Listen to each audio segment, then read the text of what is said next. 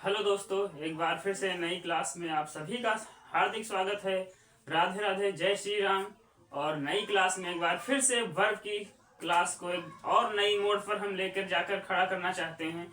आप लोग बराबर सपोर्ट करते रहें और आप सभी का सपोर्ट ही हमारा बेहतरीन तरीके से पढ़ाने का अंदाज आपको ज़रूर अच्छा लगेगा। और आप शुरुआत से अंत तक बने रहें और इस क्लास को तब तक लेते रहें जब तक क्लास की समाप्ति ना हो जाए। तो आइए क्लास में हम जुड़ते हैं और ज़्यादा से ज़्यादा दोस्तों को अपने शेयर करते रहें इस वीडियो को, और वीडियो में अंत तक बने रहें, क्योंकि जब आप अंत तक बने रहते हैं तो जो आपको याद नहीं होता है वो भी आपको आसानी से याद होने का प्रयास पूरा करते हैं आप।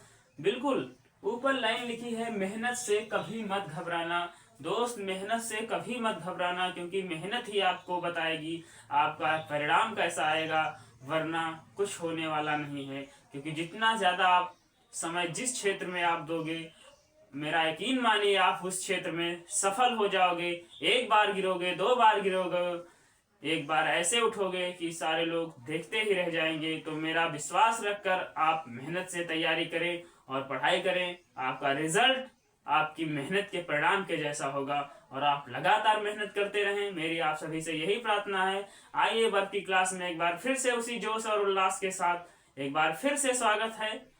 और आइए हम एक एक कर इन वर्ड्स को ध्यान से याद करने का प्रयास करते हैं।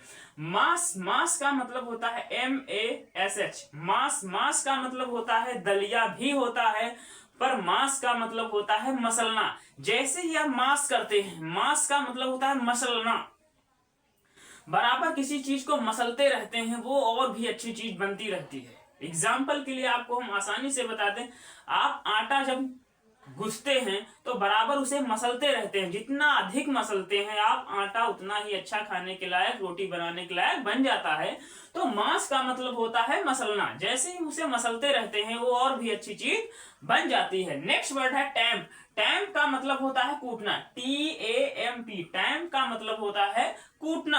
आप धान कूटते हैं, मशीन, आज के समय में मशीन चल रही है, पहले के समय मशीन नहीं चलती तो हाथों से ही कूटे जाते थे। तो टैम्प का मतलब होता है कूटना। जब आप किसी को, वस्तु को कूटते हैं, किसी व्यक्ति को नहीं, किसी वस्तु को जब आप कूटते हैं तो उसे इंग्लिश में बोलते हैं टैम्प कर रहे हैं। आप क्या कर रहे हैं? आप टैम्प कर रहे हैं। तो टैम्प का मतलब होता है कूटना। नेक्स्ट वर्ड है स्प्रिंकल। स्प्रिंकल का मतलब होता है छिड़कना। जैसे ही आप कोई वस्तु खाने की होती है, जब उसमें ऊपर से कुछ छिड़का जाता है स्वादिष्ट के लिए, तो उसे हम बोलते हैं स्प्रिंकल का। स्प्रिंकल का मतलब होता है छिड़कना। आप उसमें छिड़काव करते हैं जिससे और भी अच्छी चीज लगने लगती है, खाने में और भी आनंद आता है। जी बिल्कुल। फ्राई, फ्राई का मतलब होता है तलना। जैसे ही आप होली या दीपावली में कोई पकवान, ड्रेसेस, फूड्स बनाते हैं, तब आप उसे तलते रहते हैं और पूरी भी उसे पूरी बनाकर तलते हैं और खाते हैं, सब्जी भी तलते हैं तो खाने में अच्छी होती है। तो फ्राई का मतलब होता है तलना। फ्राई का मतलब तलना होता है। नेक्स्ट स्पेलिंग है डिजॉल्व। डिजॉल्व का मतलब होता है घोलना। DISSOLVE। डिजॉल्व का मतलब होता है घोलना। जैसे ही आप किसी को घोलते हैं वो चीज और भी अच्छी लगने लगती है। आप जब सिरप, सिरप का मतलब होता है शरबत। जब आप इस गर्मियों के दिनों में आप शरबत को घोलते हैं तो वो और मिठास बनाता है और अच्छा बनने लगता है। तो डिजॉल्व करते हैं। क्या करते हैं? डिजॉल्व करते हैं। तो डिजॉल्व का मतलब घोलना होता है। जैसे आप कुछ समय पहले आप या शादी या बारातों में जब रसगुल्ले बनाए जाते हैं तो उसको डिजॉल्व चीनी को, जो चीनी होती है, शुगर, इंग्लिश में बोलते हैं शुगर, तो उसे हम जैसे ही घोलते हैं वो चाशनी बनकर तैयार हो जाती है। जैसे ही रसगुल्ले हमारे बनकर तैयार होते हैं, हम रसगुल्लों को उस चाशनी के अंदर डाल देते हैं, जिससे वो चाशनी उस रसगुल्लों के अंदर अच्छी तरीके से भर जाती है, वो खाने में और भी टेस्ट लगने लगता है। तो डिजॉल्व का मतलब हम रसगुल्ले से याद करा रहे हैं कि डिजॉल्व का मतलब होता है घोलना। नेक्स्ट स्पेलिंग है कवर। तो कवर का मतलब होता है जैसे आप रसगुल्लों को बनाकर तैयार करते हैं, उसे किसी चीज से, वस्तु से ढक देते हैं, तो कवर कर देते हैं। उसे क्या कर देते हैं? कवर कर देते हैं। तो कवर का मतलब होता है ढकना। आप उस वस्तु को ढक देते हैं, रसगुल्लों को ढक देते हैं, तो वो बाहर उसमें मक्खियों की ना पड़ पाए, जिससे आपको खाने में कोई परेशानी ना आए। नेक्स्ट स्पेलिंग है स्क्वीज। स्क्वीज का मतलब होता है, दोस्तों इस वीडियो को ज्यादा से ज्यादा शेयर करते रहें, लाइक करते रहें, सपोर्ट करते रहें, अपने दोस्तों के पास शेयर करते रहें। वो भी बच्चे इंग्लिश में अच्छे नंबर ला सकें और अच्छी स्पेलिंग के जरिए अपने ट्रांसलेशन को और भी इंग्लिश को मजबूत कर सकें।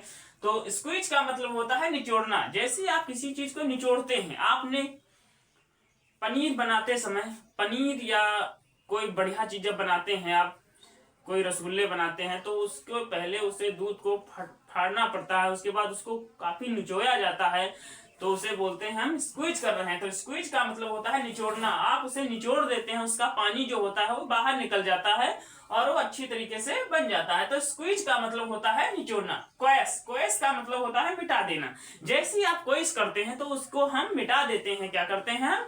उसको हम मिटा देते हैं। तो क्वेस का मतलब होता है मिटा देना। नेक्स्ट स्पेलिंग है सूत। सूत का मतलब होता है शांत करना। सूत का मतलब होता है शांत करना। जैसे ही आप किसी व्यक्ति या बच्चों को शांत करते हैं तो आप सूत करते हैं। सूत का मतलब होता है शांत करना। नेक्स्ट वर्ड है प्राउल। प्राउल का मतलब होता है छिप कर जाना। जब आप कहीं से छिप कर जाते हैं तो उसे इंग्लिश में बोलते हैं प्राउल। प्राउल का मतलब होता है छिप कर जाते हैं, वहां से क्या जाते हैं, वहां से छिप कर चले जाते हैं, तो उसे बोलते हैं इंग्लिश में प्राउल बोलते हैं। दोस्तों, आपको ये क्लास कैसी लग रही है? जाते समय अपने कमेंट जरूर कमेंट बॉक्स में डालकर जाइएगा। पहली स्पेलिंग है मास। मास का मतलब होता है मसलना। आप किसी वस्तु को मसलते रहते हैं तो उसे इंग्लिश में बोलते हैं मास बोलते हैं। क्या बोलते हैं उसे? हम मास बोलते हैं। नेक्स्ट वर्ड है टैम। टैम का मतलब होता है कूटना। टैम का मतलब कूटना होता है। आप धीरे धीरे उस वस्तु को कूटते रहते हैं, जिससे वो धीरे धीरे कम पड़ती रहती है और वो किसी लायक बनकर तैयार हो जाती है। तो टाइम का मतलब होता है कूटना। आप बराबर टाइम करते रहते हैं। टाइम टाइम क्या करते हैं? टाइम करते हैं। नेक्स्ट वर्ड है स्प्रिंकल। स्प्रिंकल का मतलब होता है निचोड़ना। बिल्कुल सही, सॉरी, स्प्रिंकल का मतलब होता है छिड़कना। दोस्तों, अगर ये वीडियो आप सभी को अच्छी लग रही हो तो कमेंट में अपने कमेंट्स जरूर दें। आप जो मुझसे गलती हो उसका प्रश्न अपने कमेंट बॉक्स में डाल दें, जिससे मुझे बाद में पता चल जाएगा। मैं उसमें सुधार करने का पूरा प्रयास करूंगा। और आप लोगों की उम्मीद यही है कि आप लोग कॉपी पेन लेकर जरूर बैठे होंगे और क्लास में अंत तक बने रहें, जब तक इस क्लास की समाप्ति ना हो जाए। धीरे धीरे आप याद करेंगे, विश्वास मानिए, आप भी एक दिन बेहतर इंग्लिश में बनकर तैयार हो जाएंगे।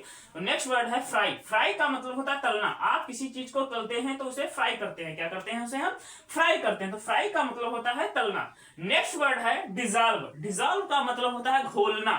जैसे ही आप शरबत को घोलते हैं तो वो बनकर मिक्स होता है। चीनी और पानी एक में मिलकर तैयार हो जाता है और आपके पीने लायक वो बन जाता है, तो उसे बोलते हैं हम डिजॉल्व का डिजॉल्व। डिजॉल्व का मतलब होता है घोलना। दोस्तों, क्लास अगर अच्छी लगे आप लाइक शेयर सब्सक्राइब और अपने दोस्तों के पास भेजते रहें, क्योंकि उन दोस्तों तक ये क्लास पहुंचाएं जो इंग्लिश में काफी वीक या कमजोर हैं। तो दोस्तों, जरूर सपोर्ट करते रहें। कवर। कवर का मतलब होता है ढकना। जैसे आप किसी वस्तु या चीज को ढक देते हैं जिसमें मक्खी उक्खी ना पड़ पाए, दूध को भी ढक दिया तो उसे बोलते हैं हम कवर कर दिया। क्या कर दिया है? हमने कवर कर दिया। नेक्स्ट वर्ड है स्क्वीज। स्क्वीज का मतलब होता है निचोड़ना।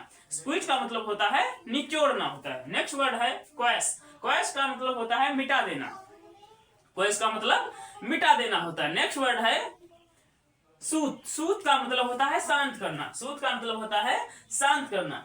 सूत का मतलब शांत करना। जैसे बच्चे काफी चिल्ला रहे हो, आवाज आ रही हो, तो उन्हें शांत करने के लिए आप सूत कर देंगे। सूत का मतलब होता है शांत करना।